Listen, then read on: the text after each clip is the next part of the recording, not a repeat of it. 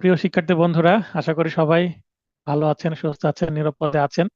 আজকে আমরা আলোচনা করতে চলেছি পাঠ 6 ধারা 345 থেকে 403। তো শুরু করি। প্রথমে 345 ধারা ফৌজদারি কার্যবিধি। এই ধারায় এ ধারার বিষয়বস্তু হচ্ছে অপরাধের আপোষ মীমাংসা। মামলা করলো, ভুল বোঝাবুঝি বা ক্রোধ বা রাগের বশে ঘটনা ঘটলো, তখন রাগটা খুব তীব্র ছিল, কিন্তু যখন মামলা চলাকালীন নিজে থেকে রাগ কমে গেল অথবা কোনো পক্ষের, তৃতীয় কোনো পক্ষের মাধ্যমে হোক বা নিজেরাই যদি আপোষ করে নেয়, আমরা এটাকে বলি আপোষ বা মীমাংসা করা। সেটাকে ইংরেজিতে বলা হচ্ছে কম্পাউন্ডিং। তাহলে মূল বই হতে তালিকা দেখে নেবেন। মূল বই একটা তালিকা দেওয়া আছে যে কোন কোন মামলার কম্পাউন্ডিং করা যায়। তো আমি এখানে শুধুমাত্র হিন্ট দিব একটা, যে কম্পাউন্ড করা যায় যেগুলো ছোট মামলা সেগুলো কম্পাউন্ড যোগ্য, এবং যেগুলো কোনো ব্যক্তির উপরে অপরাধ হয় যেটা সমাজের সাথে অপরাধের কোনো কানেকশন নাই, সেই মামলাগুলো কিন্তু কম্পাউন্ড করা যায়, অর্থাৎ আপোষ করা যায়। একজন ব্যক্তির ক্ষতি যখন হবে, ভিকটিম যখন শুধুমাত্র ব্যক্তি, তখন সেগুলো কি হয়, আপোষযোগ্য। আর যখন ভিকটিম কোনো ফ্যামিলি, তখন আপোষযোগ্য। কিন্তু ভিকটিম যে অপরাধটা করেছে সেটা শুধুমাত্র ভিকটিম বা ভিকটিমের পরিবার না, এটা সমাজের জন্য নেতিবাচক একটা প্রভাব ফেলতে পারে। তার মানে এটা সমাজের বিরুদ্ধে, দেশের বিরুদ্ধে যদি অপরাধ হয়ে যায়, তখন এইটা কিন্তু আর আপোষযোগ্য নয়। কারণ এখানে শুধুমাত্র ব্যক্তি ভিকটিম না, সমাজ, এই কারণে। তো লিস্টে যদি দেখেন, এবং আমি যে এই মুহূর্তে যে একটা মানদণ্ড দিয়ে দিলাম যে ভিকটিমকে, এটা বোঝার চেষ্টা করবেন একটা মামলায়, তাহলে বুঝতে পারবেন এটা আপোষযোগ্য কি আপোষযোগ্য নয়। কিছু কিছু মামলা আছে যে আপোষযোগ্য আপাতত নয়, কিন্তু আদালতের অনুমতি সাপেক্ষে আপোষযোগ্য। এখানে একটা তালিকা দেওয়া আছে 345 ধারায় ফৌজদারি কার্যবিধিতে। তো এখানে পুরো লিস্টটা আমি যেহেতু বইয়ের মধ্যে আছেই, এখানে তুলে দিয়ে নোটটা বড় করি নাই। আপনারা মূল বই থেকে লিস্টটা দেখে নেবেন। লিস্ট পড়তে গিয়ে যদি কোনো জায়গায় বুঝতে সমস্যা হয়, আমাকে হোয়াটসঅ্যাপে নক দিয়ে দিবেন, মেসেজ করবেন, আমি বুঝিয়ে দেবো তাকে আলাদাভাবে। আচ্ছা, আমি একজনকে, কাউকে জিজ্ঞাসা করি যে সবকিছু স্মুথ যাচ্ছে কিনা, ঠিকভাবে ক্লাসগুলো চলছে কিনা। আচ্ছা, মনিরুল ইসলাম ভাই বলবেন লাইনে এসে যে অডিও ভিডিও ঠিক আছে কিনা, স্মুথ যাচ্ছে কিনা, না বেঁধে বেঁধে যাচ্ছে কিনা। জি, আসসালামু আলাইকুম স্যার। ওয়ালাইকুম আসসালাম। সবকিছু ঠিক আছে? জি স্যার, সবকিছু ঠিক আছে। অডিও ভিডিও সব স্মুথ যাচ্ছে? জি স্যার। আচ্ছা, ধন্যবাদ। আপনার যদি নয়েজ না হয়, আপনি লাইনে থাকতে পারবেন। কোনো জায়গায় সমস্যা হলে হাত উত্তোলন করে প্রশ্ন করবেন। আর জি স্যার। শেষে তো প্রশ্ন করার সুযোগ দিই, যারা পুরাতন স্টুডেন্ট সবাই জানেন, নতুন স্টুডেন্ট আছে বলেই সেই বিষয়টা আমি রিপিট করলাম। আচ্ছা, আদালতের অনুমতি ছাড়াই প্রথম ও দ্বিতীয় স্তম্ভের, এখানে কলম করা আছে, দেখবেন মূল বই আছে, আমার নোটে যেটা দেখাচ্ছি না, মূল বইয়ে কলাম করা আছে। প্রথম ও দ্বিতীয় স্তম্ভ বলতে ফার্স্ট এন্ড সেকেন্ড কলাম। তো এই স্তম্ভ বা কলামের অপরাধের আপোষ মীমাংসা তৃতীয় কলামের ব্যক্তিগণ করতে পারবে। প্রথম এবং দ্বিতীয় কলামে যে বিষয়গুলো আছে, সেগুলো আদালতের অনুমতি ছাড়াই তৃতীয় কলামে ব্যক্তিদের নাম দেওয়া আছে যে ইনারা ইনারা আপোষ করতে পারবে। তার মানে ভিকটিমদের একটা তালিকা দেওয়া আছে। আদালতের অনুমতি সাপেক্ষে প্রথম ও দ্বিতীয় স্তম্ভের কলামের অপরাধের আপোষ মীমাংসা তৃতীয় কলামের ব্যক্তিগণ করতে পারবেন। তাহলে প্রথমটা হচ্ছে আদালতের অনুমতি লাগবে না, এখানে নিজেরা যদি আপোষ করে নেয়, আদালত এখানে আপোষ করে দিতে বাধ্য। কিন্তু দ্বিতীয় যেটা উপধারায় বলা আছে যে আদালতের এখানে অনুমতি লাগবে, নিজেরা আপোষ করলেই হবে না, আদালতকেও সন্তুষ্ট করতে হবে। তার মানে আপোষের জন্য একটা আগে থেকেই দরখাস্ত দিতে হবে, এবং দরখাস্ত মঞ্জুর হলেই সেটা আপোষ হবে। আপোষযোগ্য অপরাধের সহযোগিতা বা সহায়তা অ্যাবেট, চেষ্টা অ্যাটেম্পট, অ্যাবেট করে কিংবা চেষ্টা করে, অ্যাটেম্পট করে, সেক্ষেত্রেও যে অপরাধটা তৈরি হবে সেটাও আপোষযোগ্য। তার মানে মূল অপরাধ যদি আপোষযোগ্য হয়, সে অপরাধের সহযোগিতা বা চেষ্টাও আপোষযোগ্য অপরাধী হবে। 18 বছরের কম মাইনর, জড়বুদ্ধি ইডিয়ট, উন্মাদ ইনস্যান, এগুলো আমরা কোথায় পাই? তামাদি আইনের 6 ধারার মধ্যে আছে। এরা হচ্ছে লিগ্যালি ডিজেবল পার্সন। তো ইনাদের পক্ষে চুক্তি সম্পাদনের যোগ্যতা সম্পন্ন ব্যক্তি আদালতের অনুমতি সাপেক্ষে আপোষ মীমাংসা করবে। তার মানে মামলায় যদি কোনো ভিকটিম বা কোনো ভিকটিম যদি 18 বছরের কম বা জড়বুদ্ধ বা উন্মাদ হয়, তার পক্ষে তো মামলা কে করবে? তার শুভাকাঙ্ক্ষী কেউ করবে, পরিবারের কেউ করবে, আত্মীয় স্বজনের মধ্যে কেউ করবে। তখন তার যেহেতু মতামতের মূল্যায়ন নাই, মানে কনসেন্ট বা ইচ্ছার কোনো দাম নাই, এই মাইনর যারা লিগালি ডিজেবল তারা ভালো মন্দ বুঝতে পারে না নিজের আইনগত বিষয়গুলো, এই কারণে তার পক্ষে অন্য ব্যক্তি তার শুভাকাঙ্ক্ষী কি করতে পারবে? আদালতের অনুমতি নিয়ে আপোষ মীমাংসা করতে পারবে। বিচার বা আপিলের জন্য যে আদালতে প্রেরণ করা হয়েছে, বিচার বলতে চার্জ গঠনের পরে মূল মামলায় যে সাক্ষ্য গ্রহণ করা হয় সেটাকে বিচার বলে। আপিল বলতে মূল মামলায় যে জাজমেন্ট হয়েছে সেটার বিরুদ্ধে যদি উচ্চতর আদালতে যাওয়া হয় সেটাকে আপিল বলা হচ্ছে। তো যে আদালতে আপিলের জন্য গিয়েছে উক্ত আদালতের অনুমতি আবশ্যক। তার মানে আপিলে গিয়ে যদি আপোষ করতে চাই আপিল আদালতের অনুমতি লাগবে। আর বিচারিক আদালত বা ট্রায়াল কোর্ট, বিচারিক আদালতের ইংরেজি হচ্ছে ট্রায়াল কোর্ট। ট্রায়াল কোর্ট মানে মূল মামলায় যদি আপোষ করতে চাই মূল মামলার অনুমতি লাগবে, যেখানে অনুমতি সাপেক্ষে আপোষের কথা বলা আছে। সেক্ষেত্রে মানে কোন আদালত অনুমতি দিবে, কোন আদালতের অনুমতি লাগবে, সংশ্লিষ্ট আদালতের কথা বলা আছে 5 উপধারায়। 5 ক তে বলা হচ্ছে হাইকোর্ট 300, 439 ধারায় এবং দায়রা আদালত 439 ক ধারায় রিভিশন ক্ষমতা প্রয়োগ কালেও আপোষ মীমাংসার অনুমতি দিতে পারবেন। মূল মামলায় আপোষ হলো না, মামলাটি রিভিশনে চলে গেছে, মামলাটি দায়রা জজ আদালতে আছে, সেশন কোর্টে আছে। সেশন কোর্ট এখানে রিভিশন চলাকালীন যদি উভয় পক্ষ রাজি থাকে কি করতে পারবে? আপোষ করতে পারবে। তখন দায়রা আদালতের অনুমতি লাগবে। তখন দায়রা আদালত কোন ধারা এখতিয়ার বলে অনুমতি দিবেন? 439 ক ধারার বা 439, এটা ক না বলে আমরা এও বলতে পারি, ইংরেজিতে 439A, ক্যাপিটাল এ, বা বাংলাতে এ। আর এই পাশে হাইকোর্টে হলে 439 ধারায়। তার মানে রিভিশনেও আপোষ করা যায়। এবং 6 নম্বর যে উপধারা, এটা খুবই গুরুত্বপূর্ণ। অত্র ধারায় আপোষ নিষ্পত্তি হলে, যদি 345 ধারা মূলে কোনো মামলায় আপোষ নিষ্পত্তি হয়, তাহলে মামলা যেই স্টেজেই থাক না কেন, চার্জ গঠনের আগে, চার্জ গঠনের পরে, আপিলে, রিভিশনে, যে স্তরে থাক না কেন, মামলাটা যে স্তরে রিভিশন হোক না কেন, আসামি এখানে অব্যাহতি বা আসামি মুক্তি কিছু না, এখানে আসামি ডিরেক্ট খালাস পাবে। তার মানে এখানে মামলা যদি আপোষ হয়ে যায়, সাধারণত মামলা প্রত্যাহার করে নেয় বা আপোষ মূলে নিষ্পত্তি হয়, তখন আসামি খালাস পেয়ে যায়। এটা খুবই গুরুত্বপূর্ণ একটা বিষয় যে আসামি কখন অব্যাহতি পায়, কখন খালাস পায়, কখন মুক্তি পায়, এগুলো আমাদের স্পষ্ট জানতে হবে, পার্থক্যগুলো বুঝতে হবে। অত্র ধারার বিধান ব্যতীত আপোষ করা যাবে না। তার মানে আপোষ করার জন্য একমাত্র এটাই ধারা, এই ধারার বিধান ছাড়া আপোষের কোনো সুযোগ নাই। তার তার মানে এই ধারার মধ্যে দেখেন যে সকল স্তরে আপোষ করা যায়, সেইটা আমরা দেখে নিলাম। তার মানে আপোষের জন্য একমাত্র ধারা এটাই। আমরা পরের সেকশনে চলে যাই। 353, মাঝের সেকশন গুলো ইম্পর্টেন্ট না, আমি স্কিপ করেছি, দরকার নাই। আসামির উপস্থিতিতে সাক্ষ্য গ্রহণ করতে হবে।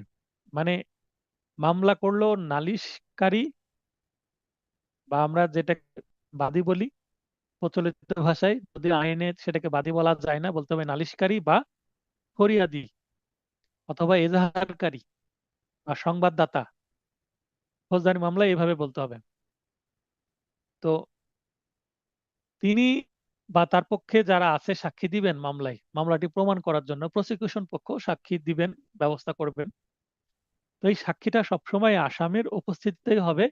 এটাই স্বাভাবিক নিয়ম, এটাই সাধারণ নিয়ম, যেটা 20, 22 এবং 23 অধ্যায় অনুসারে সকল সাক্ষ্য নিতে হবে আসামির উপস্থিতিতে। আসামির ব্যক্তিগত হাজিরা প্রয়োজন হলে, আসামির যদি ব্যক্তিগত হাজিরা প্রয়োজন হয় তাহলে অবশ্যই, এখানে আসামির ব্যক্তিগত হাজিরা প্রয়োজন না হলে বলা আছে, তো আমি বলছি আসামির যদি ব্যক্তিগত হাজিরা প্রয়োজন হয় তাহলে অবশ্যই আসামি হাজিরা দিবে। আর যদি ব্যক্তিগত হাজিরা প্রয়োজন না হয়, মানে সশরীরে যদি উপস্থিত হওয়া না লাগে, সেই ক্ষেত্রে আসামির উকিলের উপস্থিতিতে সেই ক্ষেত্রে কিন্তু একাধিক আসামি থাকতে হবে। মনে করেন একটা মামলায় একজন মাত্র আসামি। এখন আসামির মামলাটি সাক্ষীর জন্য আছে, সেই দিন আসামি আদালতে উপস্থিত হয়নি। এটাকে আমরা কি বলি? এখন অনেক আসামিও বোঝে যে যেদিন উপস্থিত হব না, কি করতে হবে, টাইম পিটিশন দিতে হবে, সময়ের দরখাস্ত দিতে হবে।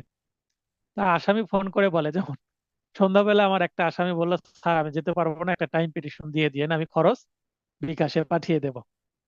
তা আমি বললাম ঠিক আছে। তো আসামিও বোঝে টাইম পিটিশন কি, টাইম পিটিশনের গুরুত্ব। না দিলেই তো জামিন বাতিল এবং আসামির বিরুদ্ধে আবার ওয়ারেন্ট ইস্যু হবে, তারপরে নতুন ভাবে আবার জামিন নিতে হবে, খরচ বেড়ে যাবে। তো আসামি এগুলো বোঝে। তো যদি কালকে যে মামলায় আমি টাইম পিটিশন দিব, কালকে যদি সাক্ষী আসে সেই মামলায়, তাহলে টাইম পিটিশন দিলেও লাভ হবে না। যদি একমাত্র আসামি হয়, মামলায় আসামি একটা হয় এবং সেই দিন সাক্ষী এসে যায় এবং সাক্ষী যদি হয় এবং আসামির পক্ষ টাইম পিটিশন দিলেও সেটা মঞ্জুর হবে না। কারণ আসামির অনুপস্থিতিতে সাক্ষ্য গ্রহণ যেহেতু হয়, তার মানে সেদিন উপস্থিতিটা বাধ্যতামূলক তার। সেদিন উপস্থিতি না হলে তার অনুপস্থিতিতে সাক্ষ্য নেওয়া হবে, জেরা করার সুযোগ পাবে না আসামির আইনজীবী। আসামির আইনজীবী উপস্থিত আছে কিন্তু জেরা করতে পারবে না, কারণ আসামি নাই। কার সম্মুখে জেরা করা হবে? যেহেতু আসামি নাই, তাই আসামির আইনজীবীর জেরা করারও অধিকার এখানে থাকবে না। এটা হচ্ছে একমাত্র আসামির ক্ষেত্রে প্রযোজ্য। কিন্তু একই মামলায় যদি একাধিক আসামি থাকে, মনে করেন একটা মামলায় দুইটা তিনটা চারটা পাঁচটা আসামি থাকতে পারে, সেক্ষেত্রে যদি একটি আসামিও আসে, তাহলে একের জন্য সবার টাইম পিটিশন মঞ্জুর হয়ে যাবে। তখন এর সাথে আরেকটা দরখাস্ত দিতে হয় যে উপস্থিত যে আসামি আছে তার জন্য তো জেরা হবেই, সেই সাথে অনুপস্থিত আসামিদের পক্ষেও জেরার প্রার্থনা। তখন অনুপস্থিত যারা আসামি আছে তাদের জন্য কিন্তু জেরা করা যাবে। তার মানে একজন আসছে বলে অন্যরা টাইম পিটিশন দিয়ে মাপ পেয়ে যাবে। আশা করি বিষয়টা বোঝাতে পেরেছি আমি। তখন আসামি অনুপস্থিত থাকলেও তার অনুপস্থিত সাক্ষ্য নেওয়া যাবে এবং আসামির আইনজীবী জেরা করতে পারবে একাধিক আসামির একজন অন্তত যদি উপস্থিত থাকে। এটাও একটা সাধারণ নিয়ম। এর ব্যতিক্রম আছে, যে আসামি, একটাই আসামি বা একাধিক আসামি সবাই যদি অনুপস্থিত থাকে, সেক্ষেত্রে কি হবে সেটার আইনও আছে, একটু অগ্রসর হলে বুঝতে পারবেন। 363, সাক্ষীর আচরণ সম্পর্কে মন্তব্য। মামলায় সাক্ষী শুরু হয়ে গেছে, সাক্ষী আদালতে এসে কি দিচ্ছে? সাক্ষ্য দিচ্ছে। গুরুত্বপূর্ণ মনে করলে সাক্ষীর হাবভাব, মানে হাবভাব বলতে অ্যাটিচিউড, মানে তার অঙ্গভঙ্গি, কথাবার্তা বেঁধে যাচ্ছে কিনা, সে স্মুথলি কথা বলছে কিনা, কথা বলার সময় সে ঘেমে যাচ্ছে কিনা, অনেকগুলো বিষয় আছে। মানে তার ভাব ভঙ্গি বা হাব ভাব যেটা বলি এক কথায়, এই এই আচরণ সম্পর্কে কিন্তু মন্তব্য করতে পারবে আদালত, এবং সেটা লিপিবদ্ধও করতে পারবে যে আসামি জবানবন্দি দিল, জবানবন্দি দেওয়ার সময় আসামি এরকম আচরণ করছিল। এগুলো আদালত তার নিজের সুবিধার্থে, মামলার রায়ে প্রভাব পড়তে পারে যেহেতু বিষয়টা, তাই তিনি জবানবন্দির সময় কি আচরণ করলো, জেরা করার সময় আসামি কেমন আচরণ করলো, সেগুলো লিপিবদ্ধ করতে পারেন। এবং লিপিবদ্ধ করার ক্ষমতা আদালতকে দেওয়া হলো 363-তে। 366, রায় ঘোষণার পদ্ধতি। তার মামলা সাক্ষ্য গ্রহণ হয়ে গেল, এবার রায় ঘোষণা করবে। সাক্ষ্য গ্রহণ কি করে হবে, জবানবন্দি কি করে হবে, জেরা কি করে হবে, তারপরে আহ রি তাহলে জবানবন্দির ইংরেজি হচ্ছে এক্সামিনেশন ইন চিফ, তারপরে জেরার ইংরেজি হচ্ছে ক্রস এক্সামিনেশন। তারপরে যদি মনে করে যে জবানবন্দি আরেকটু দিলে ভালো হয়, তাহলে সেটা হবে রি এক্সামিনেশন। তারপরে যদি আরো একটু জেরা করার প্রয়োজন হয়, আসামির আইনজীবী মনে করেন, তাহলে সেটাকে আবার বলা হবে ফার্দার ক্রস এক্সামিনেশন বা অধিকতর জেরা। রি ক্রস এক্সামিনেশন বলে কোনো শব্দ নাই। তো এই বিষয়গুলো আমরা সাক্ষ্য আইনের জানতে পারবো 37-38 এই ধারাগুলোর মধ্যে। এগুলো সাক্ষ্য আইনের বিষয়। সাক্ষ্য কিভাবে নেওয়া হবে, মানে একেবারে টু দা পয়েন্ট বলে দেওয়া আছে সাক্ষ্য আইনে। তাহলে রায় ঘোষণার পদ্ধতি: মূল বা আদি এখতিয়ার সম্পূর্ণ ফৌজদারি আদালতের প্রত্যেকটি বিচারের রায় বা সারাংশ ঘোষণা করতে হবে। তাহলে মূল বা আদি এখতিয়ার বলতে এখানে অরিজিনাল জুরিডিকশনের কথা বলা হচ্ছে, মানে যে মামলাটি যেখানে উৎপত্তি হলো এবং সেখান থেকে যেখানে প্রথমে বিচার হচ্ছে সেখানে বলা হচ্ছে। তার মানে কগনিজেন্স কোর্টের কথা, কগনিজেন্স কোর্ট থেকে প্রথমে যেখানে বিচার করা হবে সেই কথা বলা হচ্ছে। এবং সেই বিচারিক আদালত যে রায়টা দিবেন, সেই রায়টা দিতে অবশ্যই প্রকাশ্য আদালতে তাকে সারাংশ ঘোষণা করতে হবে, রায়ের পড়ে শোনাতে হবে। বিচার সমাপ্ত হবার পরই, বিচার সমাপ্ত বলতে বিচার সমাপ্ত বলতে এখানে সাক্ষী শেষ হলো, তারপরে আসামিকে পরীক্ষা শেষ হলো, আসামি যদি সাবাই সাক্ষ্য দেয় সেটা শেষ হলো। তার মানে আমরা 342 বলি। 342 বলতে আসামিকে পরীক্ষা করা, আসামি কোনো কিছু বক্তব্য দেবে কিনা, যদি দেয় তাহলে সেটা সাবাই সাক্ষ্য বলে, 340 ধারা, সেগুলো আমরা দেখবো। সরি, এটা গত ক্লাসে আমরা দেখে ফেলেছি। আর এরপরে আর্গুমেন্ট হয়, আর্গুমেন্টের পরেই রায় ঘোষণা। তার মানে বিচার সম্মত হওয়ার পরেই বলতে এই যে আর্গুমেন্টের পরকে বোঝানো হচ্ছে। পরবর্তী সময়ে পক্ষগণ বা তাদের উকিলের উকিলদের নোটিশ দিয়ে, পক্ষগণ এবং তাদের উকিলদের নোটিশ দেওয়ার সাধারণত দরকার হয় না, কারণ এখানে দুই পক্ষই কিন্তু মামলায় অ্যাক্টিভ থাকে। মানে কবে কোন ডেট পড়ছে সেটা তো তাদের কজ লিস্ট দেখে অ্যাডভোকেট ডায়েরিতে উল্লেখ করেই থাকে, তার মানে উভয় পক্ষ জানে। আর যদি না জানে সেই ক্ষেত্রে হয়তোবা খুব রেয়ার দু একটা মামলার ক্ষেত্রে হয়তোবা নোটিশ দেওয়ার দরকার হয় রায় ঘোষণার। তাছাড়া সাধারণত আমি বাস্তবে নোটিশ দিতে দেখিনি, কারণ উভয় পক্ষই কিন্তু রায় শোনার জন্য কি থাকে, উৎসুক থাকে। যেমন আপনারা পরীক্ষা দিলেন আজকে 9:30 থেকে, আপনারা যারা যারা পরীক্ষা দিয়েছেন তারাও, এবং যারা পরীক্ষা দেয়নি অনেকেও আছেন, রেজাল্ট কি হবে, রেজাল্ট কখন দিচ্ছে স্যার, বা সলিউশনটা কখন দিচ্ছে, এটার জন্য আপনারা এখন অধীর আগ্রহে আছেন। রেজাল্টের জন্য, এখানে মামলার রেজাল্ট বলতে মামলার রায়, এটার জন্য উভয় পক্ষই অধীর আগ্রহে থাকে, নোটিশ দিয়ে বলার দরকার হয় না। কিন্তু আইনে আছে, যদি প্রয়োজন হয় উভয় পক্ষ যদি অনুপস্থিত থাকে, যে দীর্ঘদিন আসছে না আদালতে, অ্যাক্টিভ নাই উভয় পক্ষের আইনজীবী, বা উভয় পক্ষ মামলার সবকিছু হয়ে গেছে, রায় দিতে মেবি দেরি হয়ে গেছে, তখন অবশ্যই নোটিশ দিতে হবে, আইনে যেহেতু আছে। তো বাস্তবে আমি দেখিনি এখনো আদালতের আদালতের বা আসামি বা উকিলদের বোধগম্য ভাষায়। তার মানে আদালত রায় দেবে, আদালতকেও বুঝতে হবে কি রায় দিলাম, আসামিদের রায় শুনবে, আসামিকেও বুঝতে পারতে হবে, এবং উভয় পক্ষের যে আইনজীবী আছে তারও বুঝতে পারতে হবে যে কি ভাষায়। তার মানে মনে করেন আদালতে, আমি যেহেতু বাংলা ভাষায় কথা বলি, মাতৃভাষা আমার বাংলা, আমাদের আদালতগুলো বাংলা ভাষাতে বেশি আছে।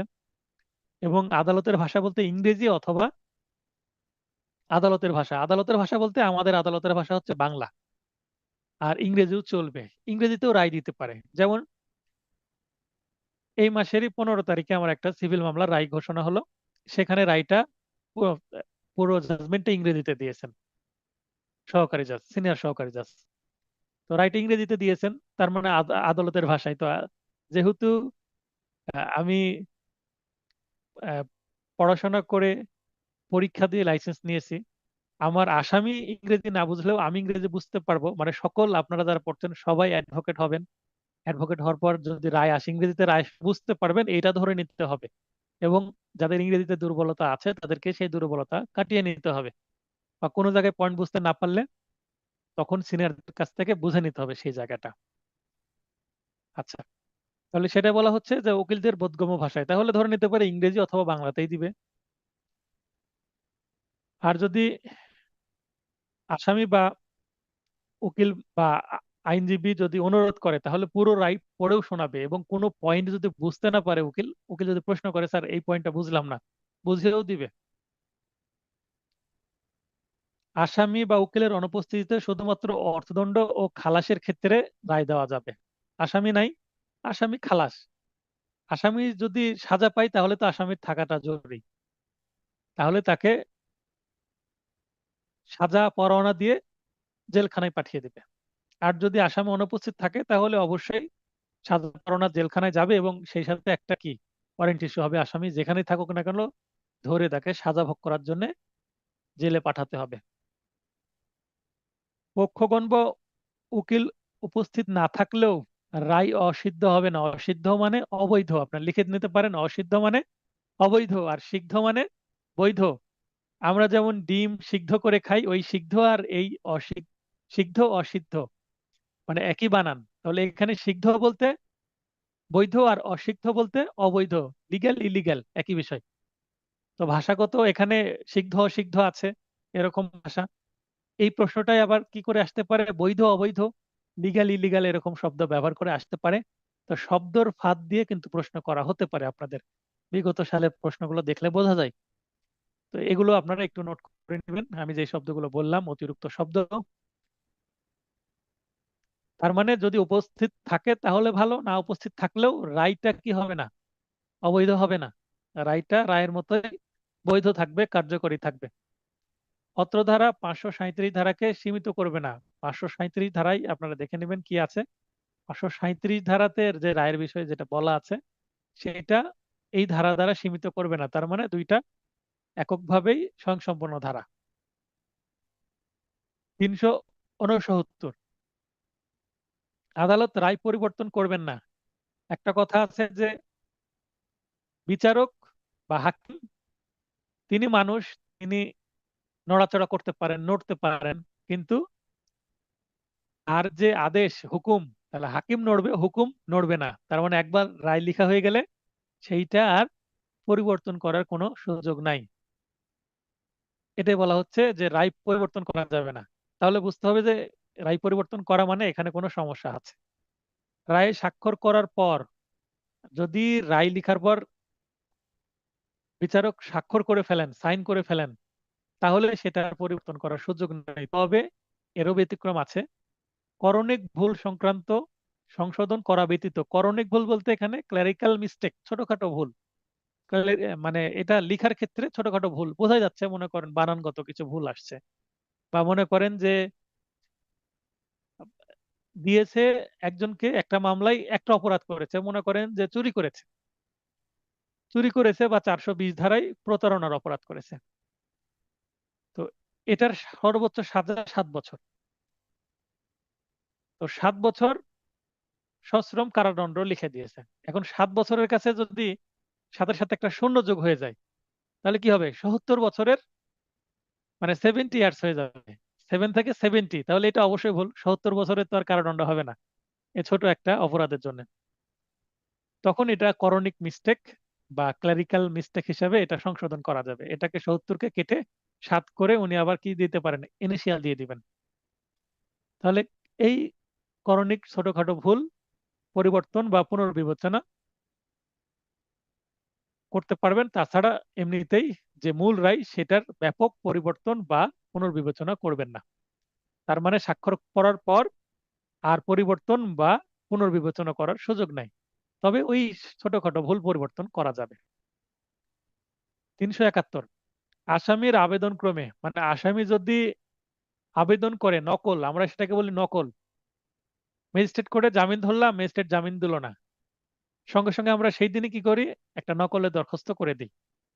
অ্যাপ্লিকেশন ফর ফটোকপি, মানে এই যে মামলার কপি এবং নামঞ্জুর আদেশের কপি নিয়ে আবার কি করি, এটা দায়রা জজ আদালতে মিস কেস করে জামিনের জন্য রেডি হই, জামিন শুনানির জন্য। তো এখানে আসামি যদি, এখানে রায়ের কথা বলা হচ্ছে, রায় হয়ে গেল, এখন এই রায়টা যদি কোনো পক্ষ নিতে চায়, নিজের কাছে সংরক্ষণের জন্য রাখতে পারে। আসামি খালাস পেয়ে গেছে, আসামি সরকারি চাকরি হওয়ার সম্ভাবনা আছে, পুলিশ ভেরিফিকেশনও কিন্তু আসামি নামে মামলা আছে বা মামলা ছিল, এরকম একটা সমস্যা তৈরি হতে পারে। তখন এর রায়ের কপিটা দিতে হবে। তার মানে যার চাকরি পাওয়ার সম্ভাবনা আছে, শিক্ষিত ব্যক্তি, তার অবশ্যই রায়ের কপি সংরক্ষণে রাখা উচিত, যদি সে অ্যাকুইটাল বা খালাস পায়। আর যদি কোনো পক্ষ মনে করে এটার বিরুদ্ধে আপিল করব, সেক্ষেত্রে তো অবশ্যই সার্টিফাইড কপি নিতে হবে।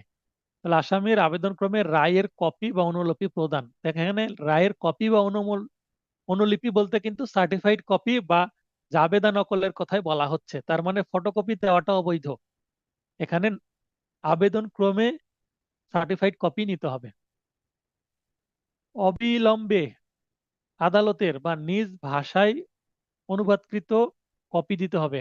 আদালতে যে ভাষা মনে করেন বাংলা ভাষায় দিয়েছে, আবেদন করলে বাংলা ভাষাতে রায় চলে আসবে, ফটোকপি দিয়ে দিবে, দিয়ে এখানে কোর্ট ফি থাকবে, সিল থাকবে, নকল শাখার 3-4 জনের এখানে স্বাক্ষর থাকবে, সিল থাকবে, একজন তুলনাকারী থাকবে মূল নকলের সাথে, সেটা মিলিয়ে নেওয়া হয়েছে কিনা, কোনো পরিবর্তন করা হয়েছে কিনা। এখানে আসামিকে দেওয়া হয়েছে সাজা, আর এখানে পরিবর্তন করে আসামিকে খালাস দেওয়া হচ্ছে, এরকম যদি কোনো কিছু পরিবর্তন করে বা সাজার পরিমাণ কম বেশি করে, মানে এখানে টেম্পার করে, কম বেশি করে, তো এটা দেখবে চেক করে। যদি চেক করে দেখা যায় ভুল আছে, তাহলে এটা রিজেক্ট হয়ে যাবে। আর যদি দেখা যায় না সঠিক আছে, যা আছে তাই হুবহু অবিকল নকল, মানে ট্রু কপি যেটাকে বলা হয়, তারপরে এটা প্রদান করা হবে। এখানে দেখেন নিজ ভাষায় বা অনুবাদকৃত কপি দিতে হবে। এখন যদি ইংরেজিতে আদালত রায় দেয় এবং আইনজীবী যদি মনে করে যে একটি ইংরেজিতে আমি একটু দুর্বল, বা ইংরেজিতে আমার আসামি বুঝতে পারছে না, তাকে আমি বাংলায় বুঝিয়ে দেব, তখন দেখবেন প্রতিটা আদালতে একটা ইংলিশ শাখা থাকে। আমাদের রাজশাহীতেও আছে। রাজশাহীর যারা আছেন, রাজশাহীর ইংলিশ শাখাটা হচ্ছে আমাদের যে জেলা জজ ভবন আছে, পাঁচতলা ভবন, পাঁচতলা ভবনের নিচতলায় যে আপিল বিভাগ আছে, আপিল বিভাগের পাশে আছে ইংলিশ বিভাগ। মানে সদর সহকারী যে জজ আছে বা গোদাগাড়ি সহকারী জজ, তার আশেপাশে আছে দেখবেন ইংলিশ বিভাগ। ইংলিশ বিভাগের কাজ কি? ইংলিশ বিভাগের কাজ হচ্ছে অনুবাদ করা, ইংলিশ থেকে বাংলা, বাংলা থেকে ইংলিশ ট্রান্সলেশন করা। তো ইংলিশে রায় দিয়েছে, আপনি যদি বাংলায় রায়ের কপি পেতে চান, তাহলে আবেদন করলেই সেটাকে ট্রান্সলেট করে দেওয়া হবে। 20 অধ্যায়ের মামলা ছাড়া সকল মামলার কপি বিনামূল্যে প্রদান করা হবে। মৃত্যুদণ্ডে ব্যতীত মৃত্যুদণ্ডে দণ্ডিত ব্যক্তির ক্ষেত্রে দায়রা আদালত হলে কতদিনের মধ্যে আপিল করতে হবে তা জানাবেন। আমরা জানি মৃত্যুদণ্ড যদি দেওয়া হয়, তাহলে অবশ্যই 7 দিনের মধ্যে আপিল করতে হয়। তাহলে 7 দিন খুবই কম সময়, আর মৃত্যুদণ্ড সবচেয়ে বড় সাজা। তাই সেই দিনকে বলে দেওয়া হবে, আপনি যদি আপিল করতে চান 7 দিনের মধ্যে আপিল করবেন। 7 দিনের মধ্যে যদি আপিল না করেন, তাহলে আপিলটা গ্রহণ করা হবে না। এই 7 দিনটা যখন সার্টিফাইড কপির আবেদন করা হবে, যেদিন মৃত্যুদণ্ড ঘোষণা করা হবে, যদি আসামি পক্ষ, অবশ্যই তো এই মামলায় আপিল করবেন, এমনিতেই তো আর মৃত্যুদণ্ড কার্যকর হতে দিবেন না, অবশ্যই বাধা সৃষ্টি করবেন। তাহলে সেই দিনই নকলে দরখাস্ত করবেন। নকল পেতে যদি 1 মাস সময়ও লাগে বা 5 দিন সময়ও লাগে, এই সময়টা বাদ যাবে। কোথায় আছে এটা? তামাদি আইনের 12 ধারায় আছে যে রায় এর নকল পেতে ব্যপ্ত সময় বাদ যাবে। যেদিন রায় ঘোষণা হলো সেদিন তো ঘোষণা করতে করতে বিকেলই হয়ে যায়, তো সেই দিনও বাদ যাবে। 4টা পয়েন্ট আছে, আমরা দেখেছি।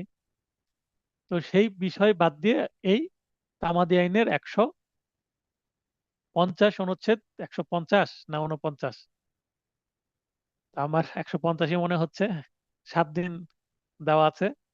অনেকদিন আগে তামাদি আইন পড়িয়েছি তো, এই অনুচ্ছেদ গুলো একটু মিস্টেক হয়, তবে 7 দিন এটা কনফার্ম। 150 আর্টিকেলই মেবি। তো এটা স্মরণ করে দিতে হবে আসামিকে, যে আপনাকে 7 দিনের মধ্যে যেতে হবে, মানে সতর্ক করার জন্য।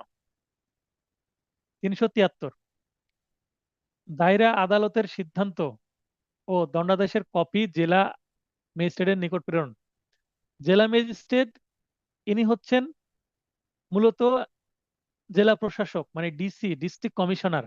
ইনি কিন্তু জেলার প্রধান, প্রশাসনিক হেড, জেলার একজন প্রশাসনিক হেড। তো তার জেলায় কি কি হচ্ছে সেটা তাকে জানাতে হবে। এই কারণে প্রতিটা রায়ের সিদ্ধান্ত বা দণ্ডাদেশের একটা জাজমেন্টের কপি জেলা ম্যাজিস্ট্রেটের কাছে চলে যাবে। জেলা ম্যাজিস্ট্রেটের রেকর্ড শাখায় সেটা কি হবে, জমা থাকবে। এইটা আমাদের রাজশাহী কোর্টে রেকর্ড শাখাটা কোথায়? আমাদের রাজশাহী কোর্টের রেকর্ড শাখা দেখবেন যে পুরাতন যে ব্রিটিশ ভবন আছে, নারী ও শিশু নির্যাতন দমন ট্রাইব্যুনাল 1, ওই বিল্ডিং এর অপর পাশে কি আছে, দ্রুত বিচার ট্রাইব্যুনাল আছে। ওই দ্রুত বিচার ট্রাইব্যুনালের পাশে কিন্তু রেকর্ড শাখা, সেখানে কিন্তু সিভিল ক্রিমিনাল সকল মামলার রেকর্ড জমা থাকে। দায়রা আদালত প্রেরণ করবেন। দায়রা আদালতে যদি মামলা হয়, দায়রা আদালত আবার এই মামলাটা প্রেরণ করবেন কোথায়? সিজেএম। সিজেএম বলতে চিফ জুডিশিয়াল ম্যাজিস্ট্রেটের কাছে, অথবা জেলা ম্যাজিস্ট্রেটের নিকট।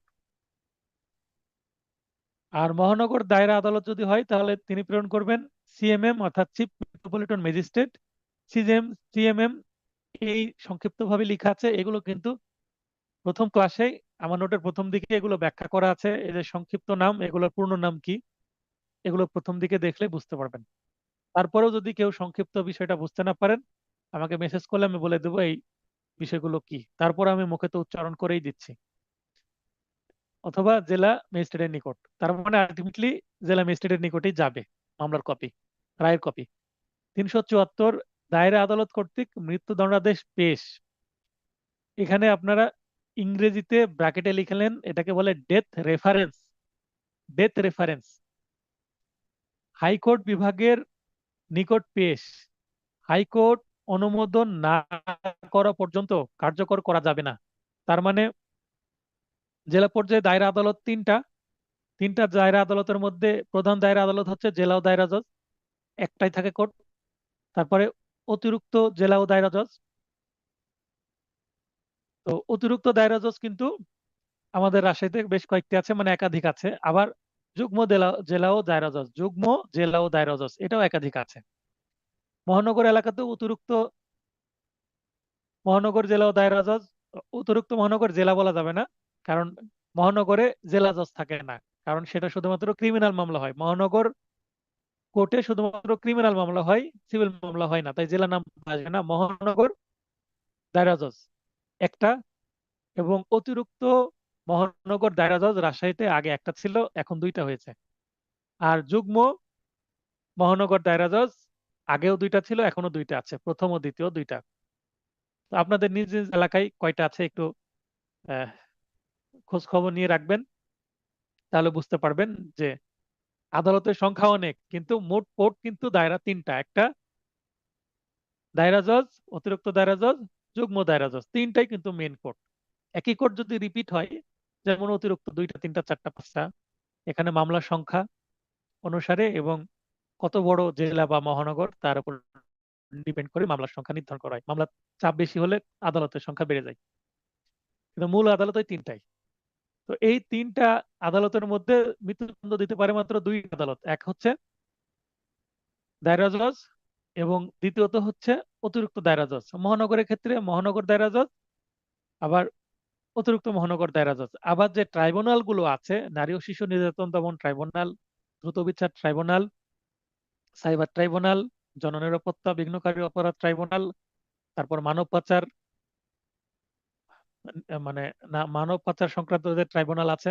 তো এই ধরনের অনেকগুলো কিন্তু বিশেষ আদালত আছে, বিশেষ দায়রা আদালত আছে, তারা কিন্তু সকলেই কিন্তু দায়রা জজের ক্ষমতা শূন্য, মানে যে দায়রা জজ এর মতো ক্ষমতা সম্পন্ন, তাই তারাও কিন্তু মৃত্যুদণ্ড দিতে পারে। পরে আপনারা লক্ষ্য করবেন দ্রুত বিচারও তো মৃত্যুদণ্ড দেয়। আমাদের রাজশাহীতে দ্রুত বিচারে মৃত্যুদণ্ড সবচেয়ে বেশি দেওয়া হয়, কারণ দ্রুত বিচার হয়, দ্রুত মৃত্যুদণ্ডের আমরা রায় দেখতে পাই। তো এটা কিন্তু ওই দায়রা জজ আদালতেরই কিন্তু ক্ষমতা সম্পন্ন, এই কারণে তিনিও মৃত্যুদণ্ড দিতে পারেন। তো জেলা পর্যায়ে যতগুলো আদালত মৃত্যুদণ্ডের আমরা রায় শুনবো বা পাবে, সবগুলোই কিন্তু 374 ধারায় ডেথ রেফারেন্স আকারে পুরো রায় এবং মামলার নথি হাইকোর্টে কি করতে হবে, ফরওয়ার্ড করতে হবে।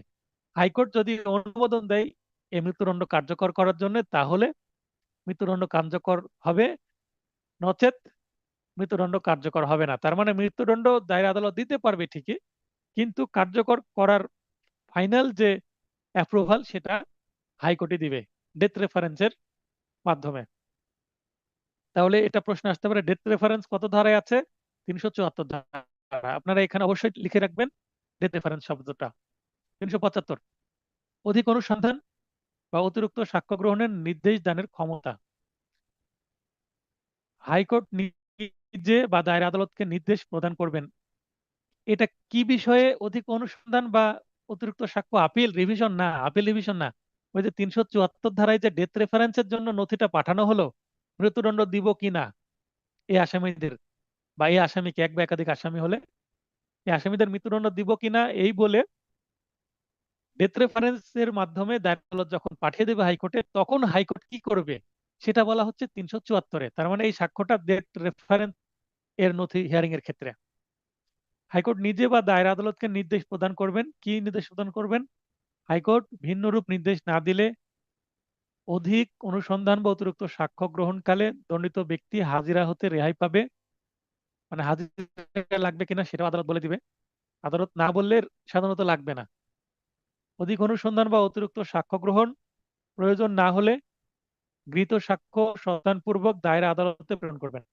তার মানে অতিরিক্ত সাক্ষ্য যদি মনে করে গ্রহণ করবেন, হাইকোর্ট কিন্তু সাক্ষ্য গ্রহণ করবেন। আর যদি মনে করেন যে না আমি গ্রহণ করব না, দায়রা আদালতকে বলবো আপনি অতিরিক্ত কিছু সাক্ষ্য গ্রহণ করেন, তারপরে সিদ্ধান্ত নেন যে মৃত্যুদণ্ড বহাল রাখবেন কিনা। অথবা কি করতে পারেন, দায়রা আদালত যে সাক্ষ্য গ্রহণ করেছেন সেগুলোকেই সাইন করে সত্যায়ন বা অ্যাটেস্ট করে সেগুলো আবার রিপ্লাই দিয়ে দিতে পারেন দায়রা আদালতকে, এবং উনি মানে হাইকোর্ট বিভাগ কি হ্যাঁ, যেটা আলোচনা করছিলাম 375 ধারায়, 374 ধারায় ডেথ রেফারেন্স যদি হাইকোর্টে প্রেরণ করা হয়, তাহলে হাইকোর্ট কি কি করতে পারেন সেটা বলা আছে 375-এ। 376-এ হাইকোর্ট বিভাগ কর্তৃক দণ্ড বহাল বা বাতিলের ক্ষমতা, যেটা 374 ধারায় পেশকৃত ডেথ রেফারেন্সের পরিণতি কি হবে সেটাই বলা হচ্ছে। তার মানে 374, 375, 376 এই তিনটা কিন্তু ডেথ রেফারেন্সের সম্পর্কে বলা হচ্ছে। 374 ডেথ রেফারেন্স মহামান্য হাইকোর্টে পাঠাবে দায়রা আদালত। 375-এ সেটা গ্রহণ করার পরে হাইকোর্ট কি করবেন সেটা বলা আছে, এবং ফাইনালি কি সিদ্ধান্ত নেবেন হাইকোর্ট সেটা 376-এ বলা আছে। অর্থাৎ ডেথ রেফারেন্সের পরিণতি কি হবে সেটা বলা হচ্ছে 376-এ।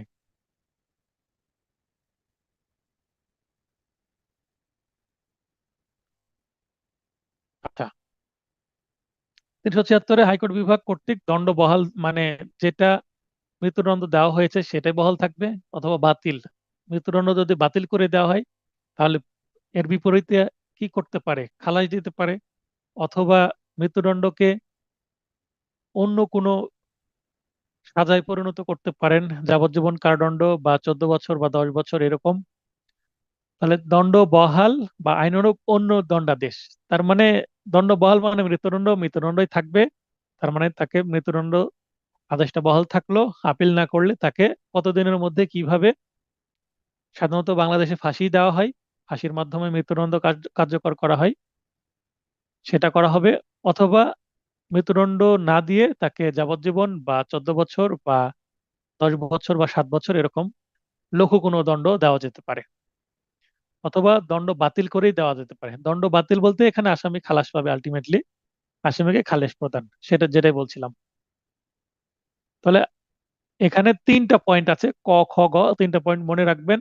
এভাবে এই পয়েন্টগুলোকে টার্গেট করেও অপশনে দেওয়ার মতোই কিন্তু পয়েন্ট হয়ে আছে, ক খ গ। আর শেষে আরেকটা কি দিয়ে গেল, ঘ নম্বর হচ্ছে সবগুলো। তাহলে এমসিকিউ প্রশ্ন রেডি হয়ে আছে।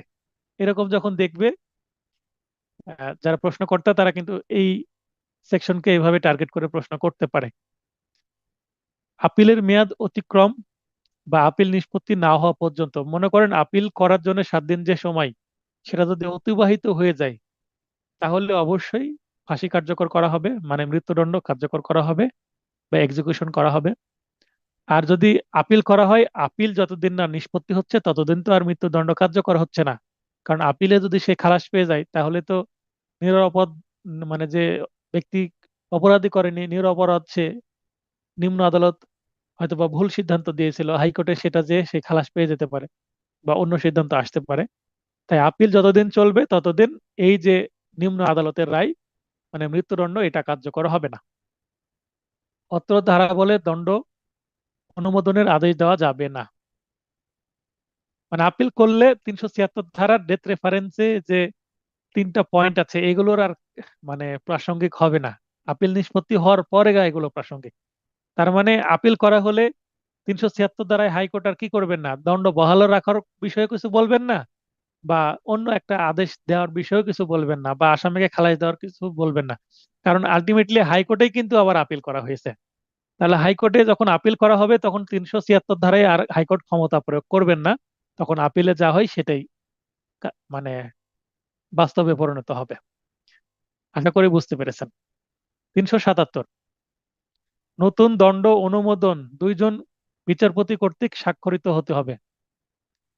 এই যে ডেথ রেফারেন্সেরই কিন্তু পড়ছি, 377ও ডেথ রেফারেন্সের বিষয়ে বলা হচ্ছে। তো 376-এ যে সিদ্ধান্ত হাইকোর্ট নিবে ডেথ রেফারেন্সের উপরে, সেইটা আবার যখন ফেরত আসবে জেলা পর্যায়ে দায়রা জজের কাছে বা বিচারিক আদালতে ট্রায়াল কোর্টে, দণ্ড প্রদান করে দণ্ড প্রদান করে আদালতে। তো সেই আদালতে দেওয়ার সময় কি করবেন, নতুন যে দণ্ড বা সাজা, সেইটা কমপক্ষে 2 জন বিচারপতি স্বাক্ষর করবেন। তাহলে এই পয়েন্টটা কিন্তু গুরুত্বপূর্ণ, 2 জন, এই সংখ্যাগুলো কিন্তু খুবই গুরুত্বপূর্ণ। আর সংখ্যাকে টার্গেট করেই কিন্তু প্রশ্ন বেশি করা হয়, কতজন, কতটি, এরকম। 382, গর্ভবতী স্ত্রীলোকের মৃত্যুদণ্ড স্থগিতকরণ। হাইকোর্ট বিভাগ কর্তৃক দণ্ড কার্যকর স্থগিত, উপযুক্ত ক্ষেত্রে দণ্ড হ্রাসপূর্বক যাবজ্জীবন কারাদণ্ড প্রদান। তাহলে 382-তে যদি দেখা যায় যে যাকে মৃত্যুদণ্ড দেওয়া হয়েছে তিনি একজন মহিলা এবং তিনি একজন গর্ভবতী মহিলা, তার শরীরের ভেতরে আরেকজন শিশু আছে, আরেকটা মানুষ আছে। তো এখানে শিশু তো অপরাধ করেনি, তাহলে গর্ভবতী মাকে যদি মৃত্যুদণ্ড দিয়ে দেওয়া হয় তাহলে তো ভেতরে শিশু মারা যাবে। তো সেই শিশুর ভূমিষ্ঠ হওয়ার পর্যন্ত কিন্তু তাকে বাঁচিয়ে রাখতে হবে।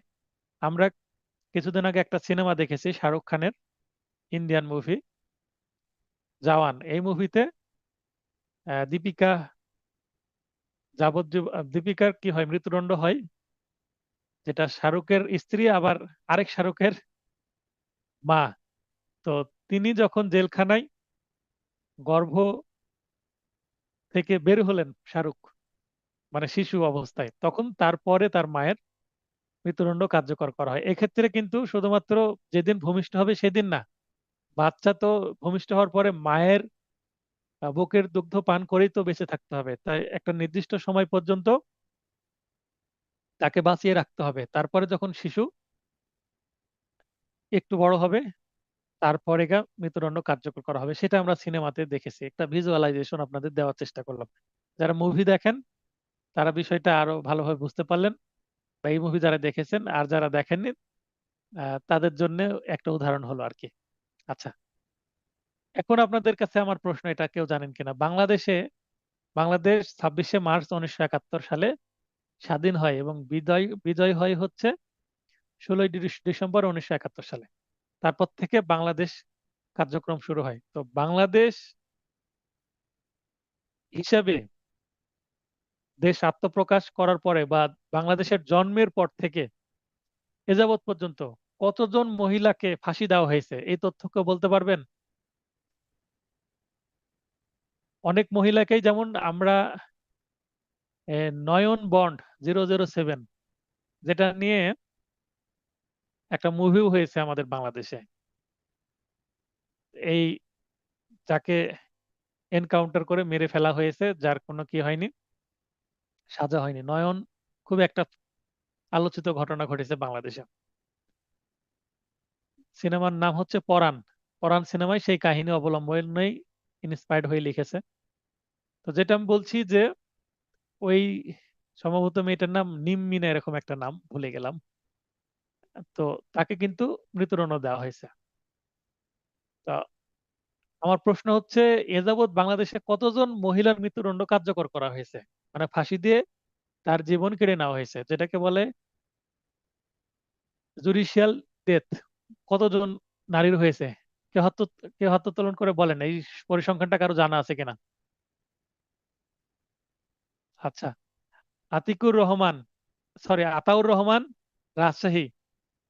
ভাই আপনার মাইক অন করার সুযোগ দিয়েছি, বাম পাশে আনমিউটে টাচ করেন, কথা বলতে পারবেন। আতাউর রহমান।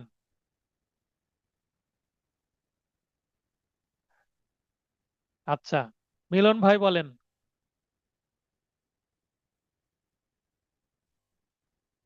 তারপর ব্যারিস্টার রবিউল্লাহ সাহেব বলেন। যাদের নাম করলাম তাদের প্রত্যেকের মাইক অন করে দিয়েছি। হ্যাঁ মিলন ভাই, আপনাকে মাইক অন করার আগেই সুযোগ করে দিয়েছি, হাত উত্তোলন করার দরকারই হতো না, বলেন। মাইকটা অন আসসালামু করেন। আলাইকুম স্যার। ওয়ালাইকুম আসসালাম, আসসালামু এত আলাইকুম দেরি স্যার। হয় কেন? আপনি তো অ্যাক্টিভ স্টুডেন্ট, এত দেরি হয় না তো, বলেন। ওয়ালাইকুম আসসালাম। কতজন নারী বলেন? স্যার স্যার, এই তথ্যটা আমার আসলে সঠিক জানা নেই স্যার। শোনেননি তাই না? আমি এক সময় এই পড়েছিলাম, কিন্তু আমার খবরের কাগজে এক সময় পড়েছিলাম, কিন্তু এই মুহূর্তে আমার সেই সংখ্যাটা মনে নেই। এটা কিন্তু ভাইবার প্রশ্ন করতে পারে, গুরুত্বপূর্ণ প্রশ্ন।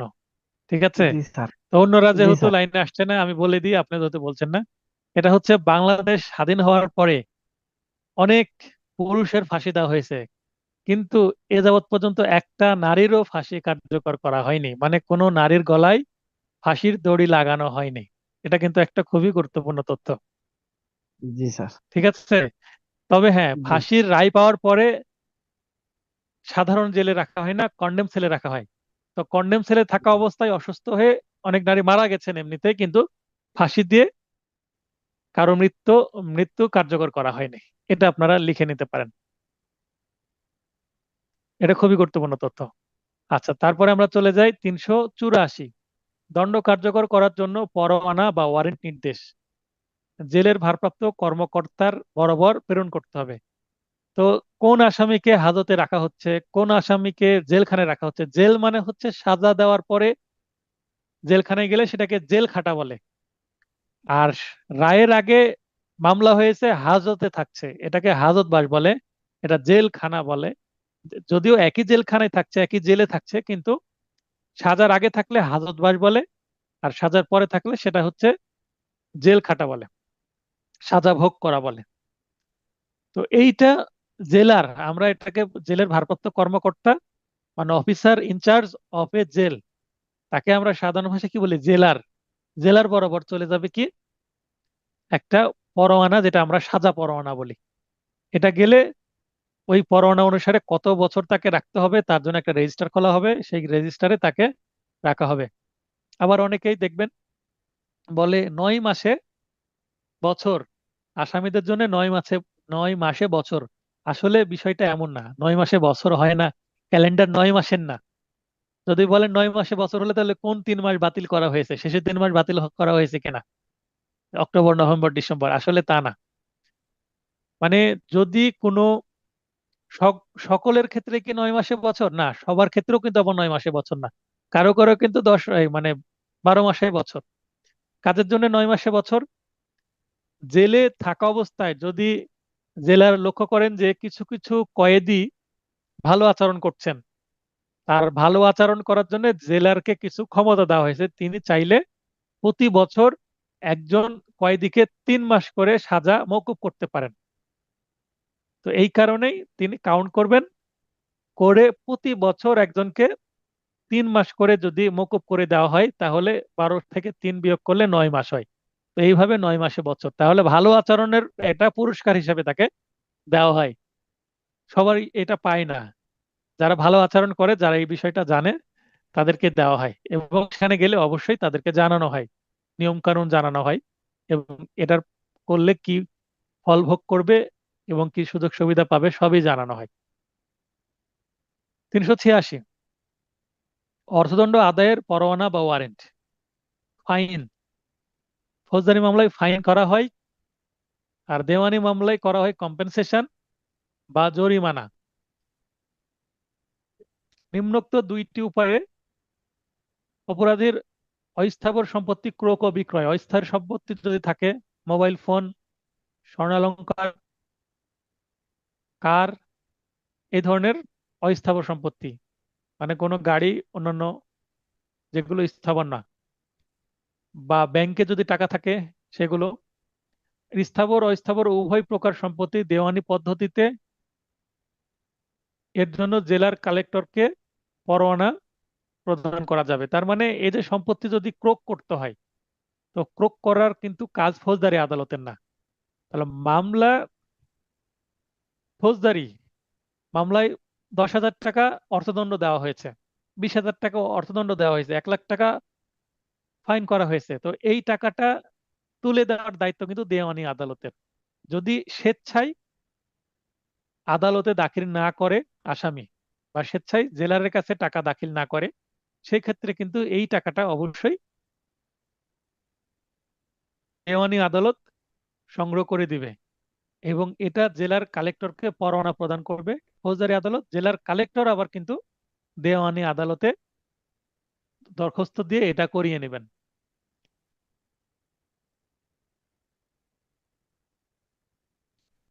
এখানে বলা হচ্ছে যে একের ক, ও যে অপরাধের স্থাবর অস্থাবর সম্পত্তি ক্রয় ও বিক্রয় এই বিষয়ে সম্পত্তি ক্রয়ের সময় অপরাধী ব্যতীত অন্য কোনো ব্যক্তির দাবি সংক্ষেপে নির্ধারণের জন্য বিধি প্রণয়ন করা যাবে। তো এখানে যদি জটিলতা তৈরি হয়, মনে করেন যে একটা ব্যক্তির বিরুদ্ধে একাধিক যদি মামলা থাকে, এই আসামির বিরুদ্ধে সিভিল মামলা আছে, সিভিল মামলাতে তার থেকে আবার একজন টাকা পাবে বা সম্পত্তি পাবে, যে সম্পত্তি নিয়ে মামলা চলছে ওই সম্পত্তি যদি ক্রয় করতে আসে তাহলে সে বাধা দিবে না। মনে করেন রহিমের থেকে করিম সম্পত্তি পাবে, তাহলে করিম রহিমের নামে মামলা করেছে, রহিম আবার ফৌজদারি অপরাধ করেছে, ফৌজদারি অপরাধে রহিমের 50,000 টাকা জরিমানা হয়েছে। তাহলে এই 50,000 টাকা জরিমানা, সরি, ফাইন বা অর্থদণ্ড আদায় করতে যাওয়ার সময় তখন আবার করিম কিন্তু বাধা দিবে, বলবে এরপরে আমার কি সিভিল লাইবিলিটি আছে। তার মানে এটা সিভিল কোর্টে মামলা চলছে, মানে আমার দাবি পূরণ করা হোক, তখন এই বিষয়গুলো সেটেল করবে। তো এটা একটা জটিলতা তৈরি হবে, এই কারণে বিধি প্রণয়ন করা যাবে। কারণ তখন এই জটিলতা তৈরি হলে তখন আদালত বিধি প্রণয়ন করতে পারবেন। এক্ষেত্রে কালেক্টর ডিক্রিদার গণ্য হবেন। তাহলে দেখেন যে আমরা জানি সিভিল মামলায় যে ডিক্রি পাই তাকে ডিক্রিদার বা ডিক্রি হোল্ডার বলে। তাহলে কালেক্টর, বাংলাদেশে কালেক্টর বলতে কিন্তু জেলার যে প্রশাসক, মানে ডিসি কে কালেক্টর বলা হচ্ছে। ডিসি কিন্তু কালেক্টরের দায়িত্ব পালন করে। কালেক্টর বলে কিন্তু ডিরেক্ট কোনো পদ বাংলাদেশে নাই, ইন্ডিয়াতে আছে। শর্ত হচ্ছে অপরাধীকে গ্রেপ্তার বা আটক করা যাবে না। এই ক্ষেত্রে 388 এখানে বলা হচ্ছে কারাদণ্ড কার্যকরীকরণ স্থগিত। কারাদণ্ড দেওয়া হলো, এই কারাদণ্ড কি সঙ্গে সঙ্গে ভোগ করবে না স্থগিত করা যাবে, কখন স্থগিত হবে? শুধু মৃত্যুদণ্ডের ক্ষেত্রে তা অনাদায়ে কারাদণ্ড তৎক্ষণাৎ অর্থ প্রদানের ব্যর্থতায় আদেশের তারিখ হতে অনধিক 30 দিনের মধ্যে যদি সম্পূর্ণ দেয়, অথবা 2 বা 3 কিস্তিতে প্রথম কিস্তির 30 দিনের ব্যবধানে বাকিগুলো অনধিক 30 দিনের মধ্যে যদি হয় সেক্ষেত্রে, এবং বন্ড স্বাক্ষর করলে কারাদণ্ড কার্যকর স্থগিত, অপরাধীকে মুক্তিদান। মনে করেন যে শুধু ফাইন দেওয়া হয়েছে যে তাকে 500 টাকা, দেখবেন সাধারণত জুয়া খেলা বা মাদকের মধ্যে গাঁজা সেবন এই ধরনের ছোটখাটো অপরাধ করলে দোষ স্বীকার করে, দোষ স্বীকার করলে মামলা প্রথম দিন জামিন নিতে সে দোষ স্বীকার করে, যদি দোষ স্বীকার করে সেই ক্ষেত্রে কিন্তু আবার যদি মোবাইল কোর্টের মামলা হয় দোষ স্বীকার করতে পারে আপিল করে। না, মোবাইল কোর্টের মামলা হলে এটা সাধারণত দোষ স্বীকার করে না, যখন চার্জশিট আসে জিআর মামলা তখন দোষ স্বীকার করে।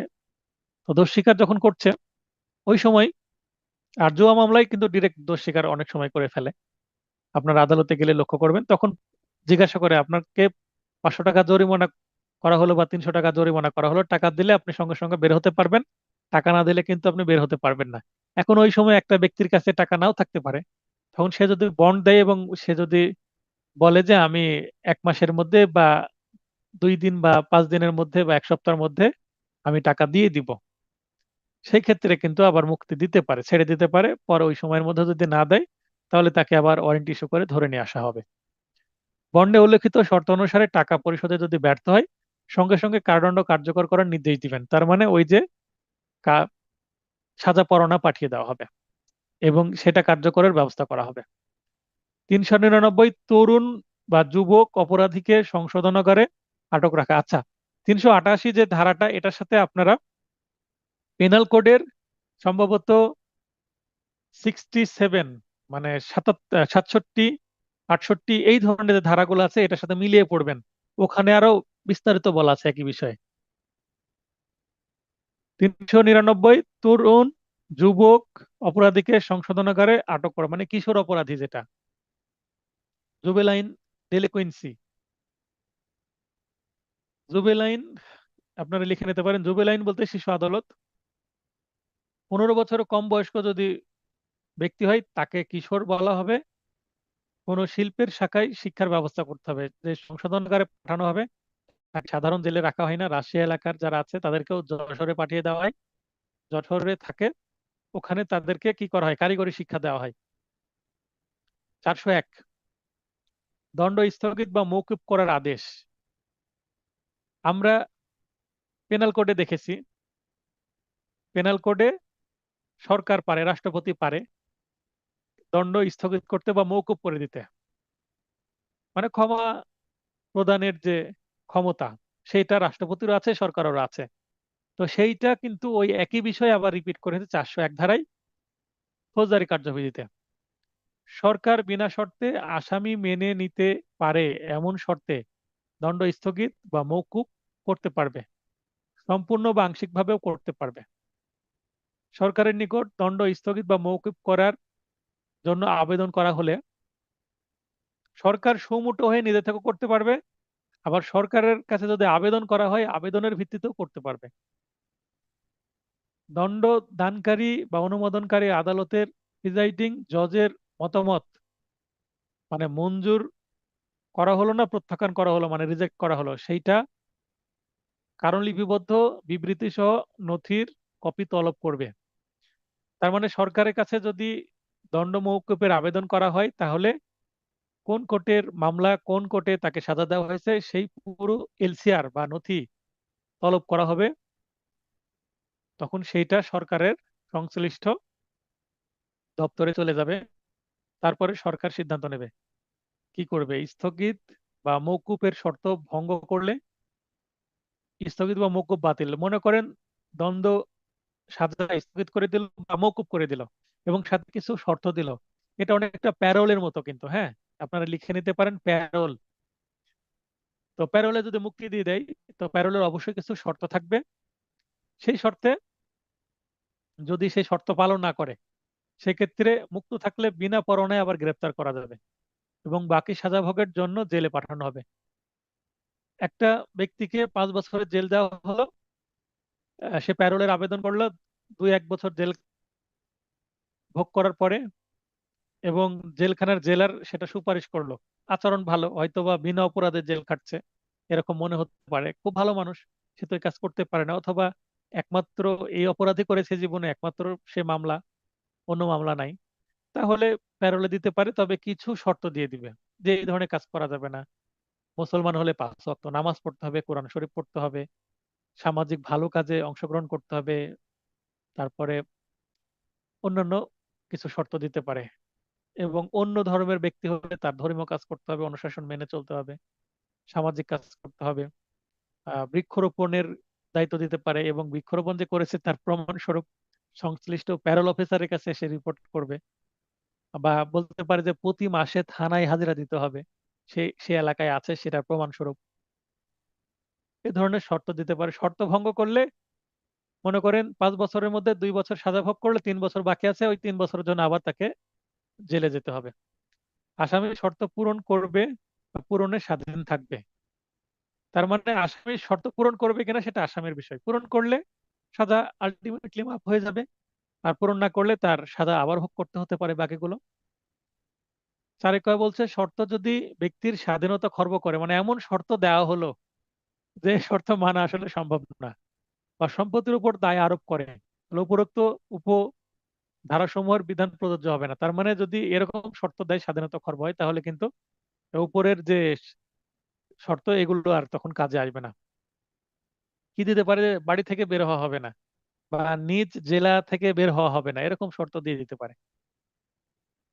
রাষ্ট্রপতির ক্ষমা প্রদর্শন বা অত্র ধারা দ্বারা ক্ষুণ্ণ হবে না। এখানে রাষ্ট্রপতির ক্ষমা প্রদর্শন অত্র ধারা দ্বারা ক্ষুণ্ণ হবে না, তার মানে রাষ্ট্রপতি যে ক্ষমা প্রদর্শন পেনাল কোডের কথা যেখানে দেওয়া আছে, পেনাল কোডে মেবি সেটা কোথায় আছে, 55 ধারা, 55 ক এইদিকে থাকতে পারে, 55-55 ক মেবি, একটু দেখে নেবেন।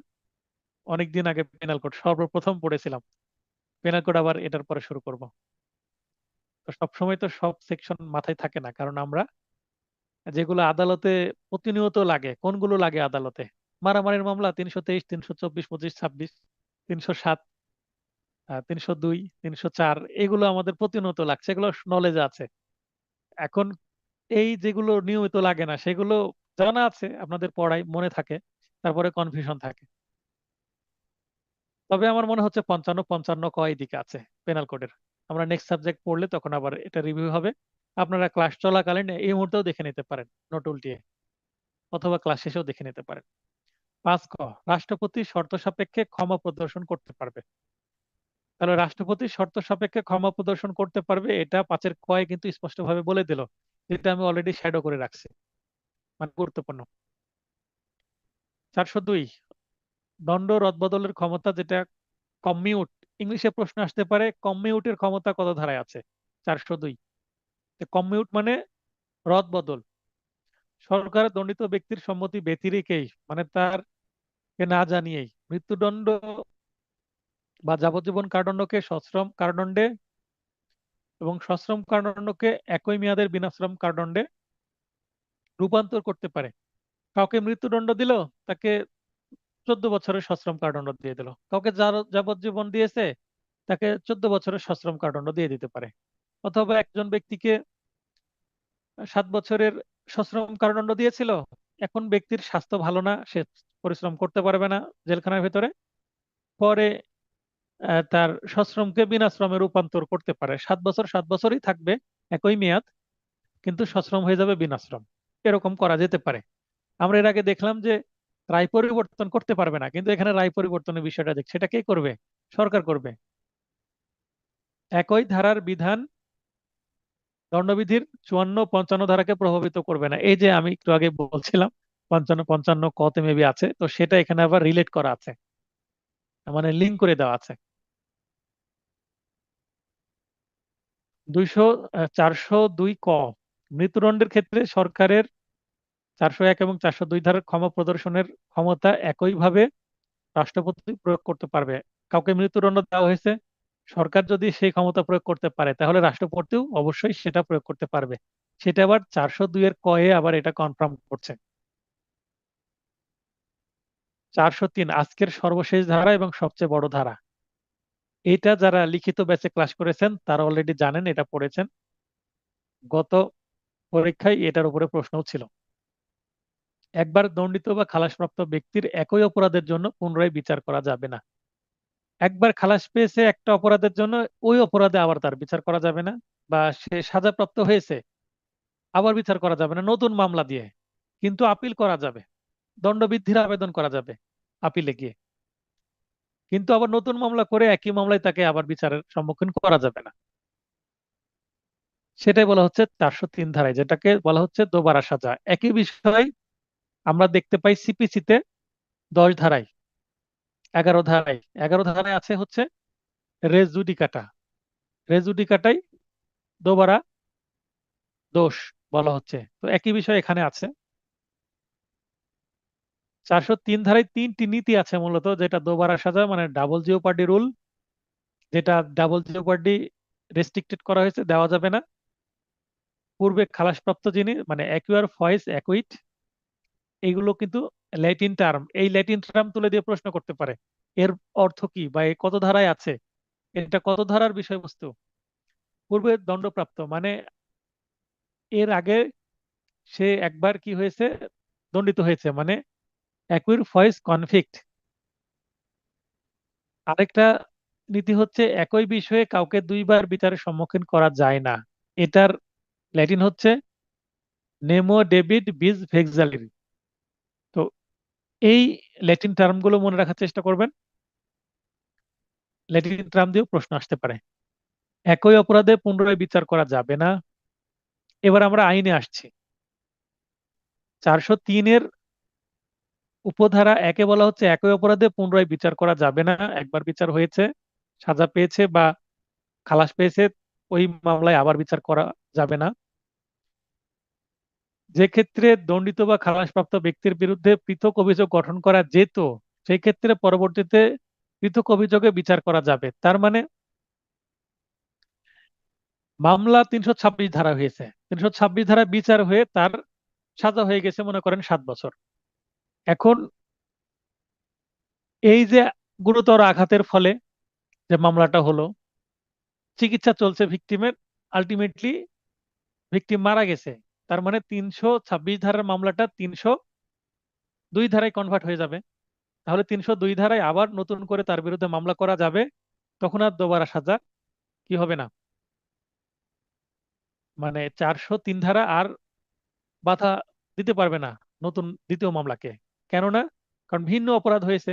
আগে 326 গুরুতর আঘাত ছিল, এবার মৃত্যু হয়ে গেছে, তাই এটা খুনের অপরাধ হয়ে গেছে। এই কারণে পরবর্তীতে আবার বিচার চলবে। তার মানে ডাবল জিওপার্ডি রুল এবার কাজে লাগবে না।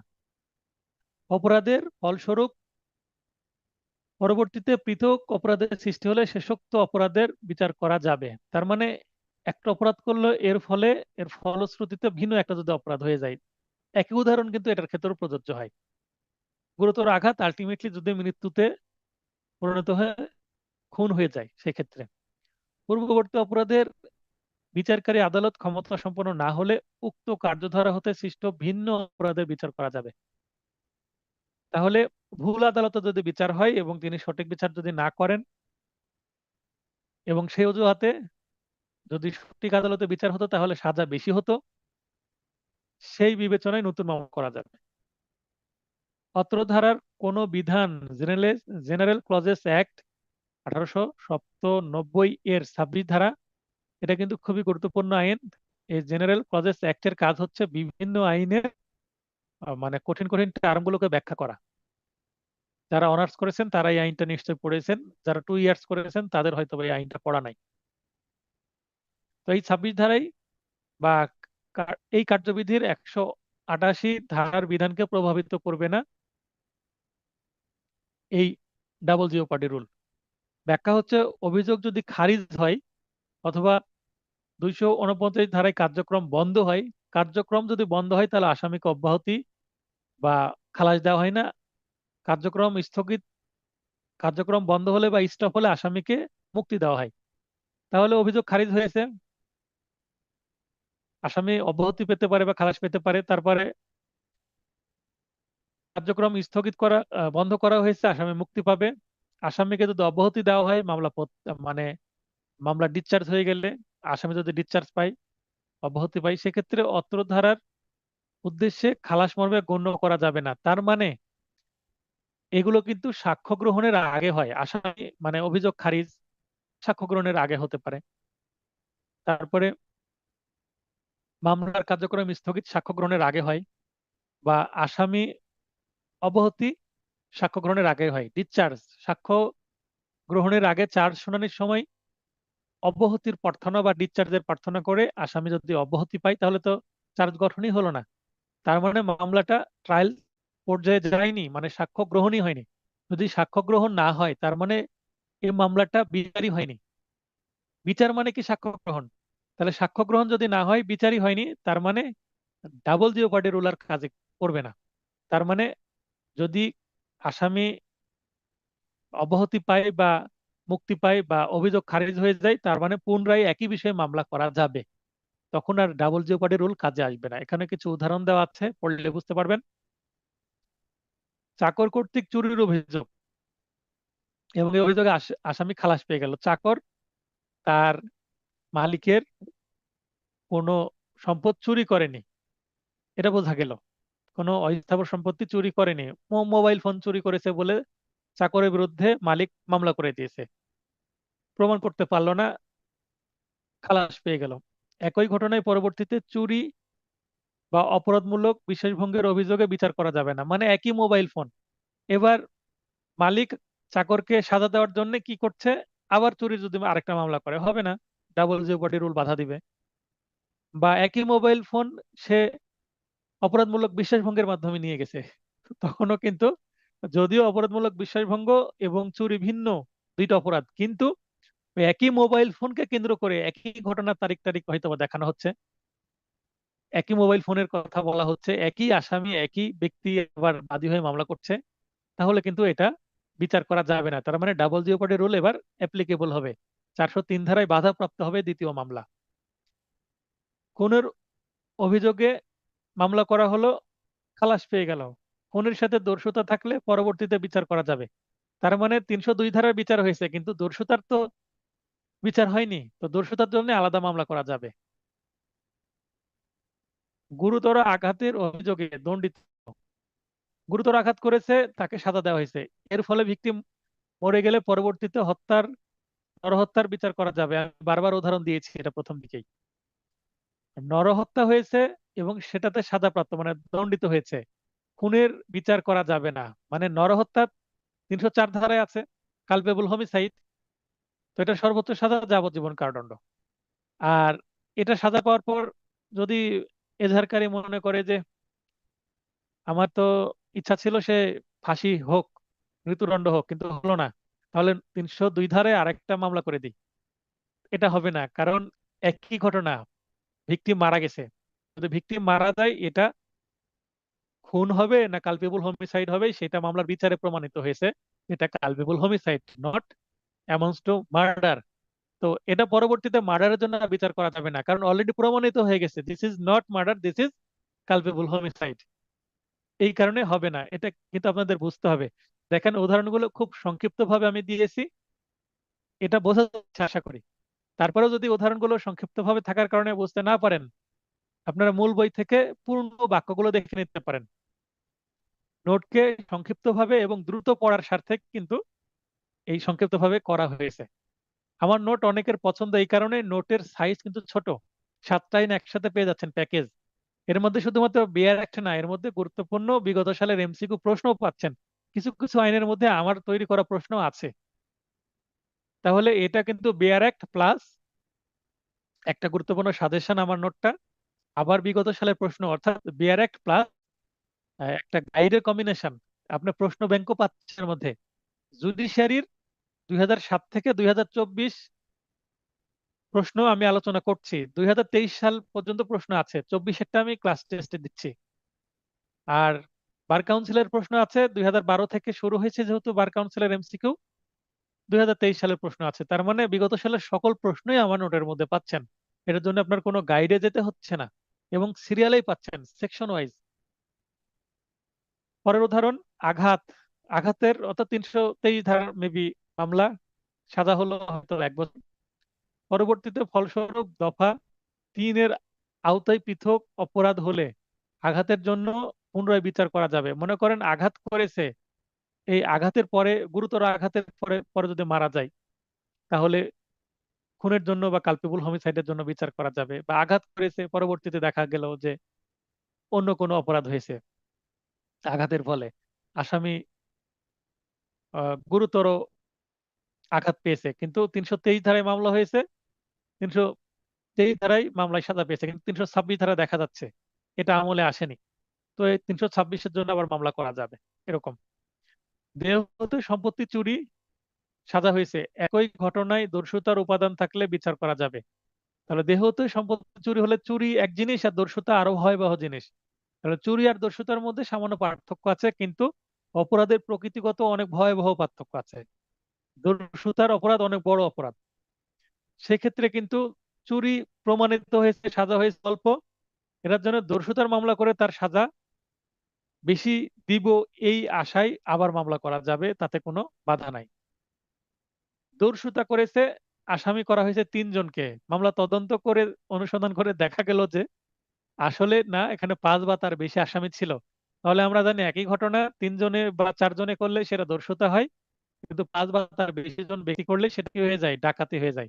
তাহলে ডাকাতির জন্য পুনরায় বিচার করা যাবে, কারণ দস্যুতার থেকে ডাকাতির সাজা অনেক বেশি। তো কখন পুনরায় বিচার করা যাবে, কখন যাবে না, এটাই কিন্তু 403 ধারায় বলা হয়েছে। কিছু উদাহরণও দেওয়া হয়েছে, উদাহরণগুলো খুবই গুরুত্বপূর্ণ, আমি সংক্ষিপ্তভাবে তুলে দিয়েছিলাম। তো কারো প্রশ্ন থাকলে প্রশ্ন করেন, আজকের আলোচনা এতটুকুই।